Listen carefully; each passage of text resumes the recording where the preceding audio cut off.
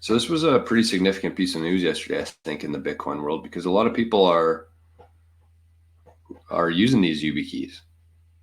So this is from Bitcoin News, sponsor of the show. Big shout out to them.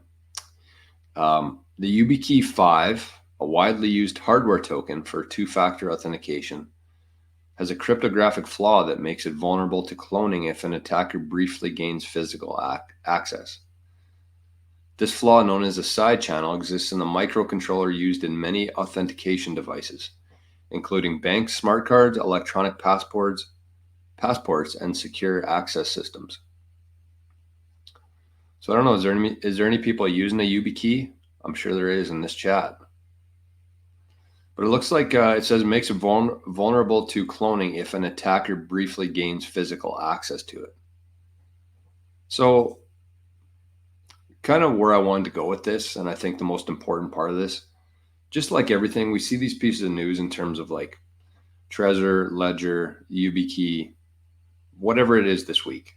There's vulnerabilities, I think, built within every piece of hardware here. And software, I believe. So, and I mean, if you really think about it, like, where are all these devices coming from? There's hardly anything that's made in the US anymore. I think that Jack Dorsey is one of the people who's trying to push this forward to make them more, to increase production in the US and limit our exposure and our reliance on China. But we're not there yet. I mean, the majority of mining or the ASICs, the chips, all this stuff comes from China. So is it any surprise that all of them have backdoors, side channels, vulnerabilities in them? It's 0% surprising to me.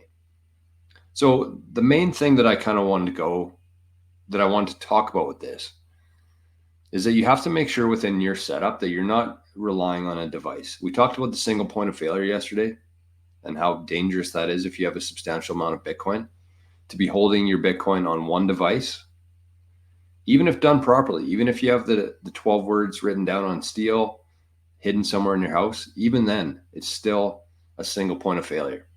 So you have to look at that, and you have to figure out how to counteract that. But the second part of that is that I would just assume that whatever device you use, whether it's a Trezor, a cold card, a passport, Blockstream Jade, whatever device you're using, just assume that somebody could access that. I don't know how. It just seems like once a week there's something like this news coming out that there's a vulnerability within it. So just assume that your device, somehow, somebody somewhere could gain access to it. Just assume that. So what you want to do then with that is you have to limit the amount that they can get. So let's say you have a cold card.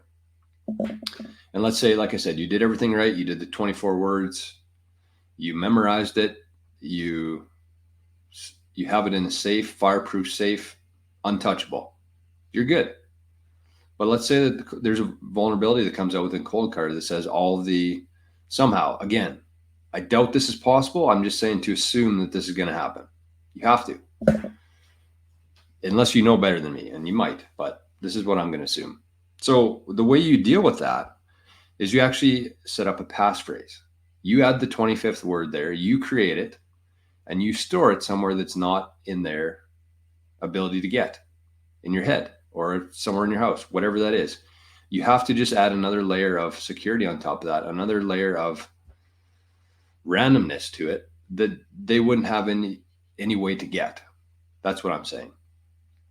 Right? So if you make a passphrase on your cold card, because the cold card never connects to the internet, they would have no way of getting that back their way, right? So just assume the worst. Assume that whatever device you have, there's going to be a news article saying that device has been compromised. So you have to set yourself up in a way that even if that happens, you're going to be safe. You always want to, and I'm going to talk about this. There's a couple questions I want to talk about as well. But you always want to just not be the lowest hanging fruit. That's kind of like a really good way to look at it. So if you don't have a passphrase yet, make that a priority, honestly.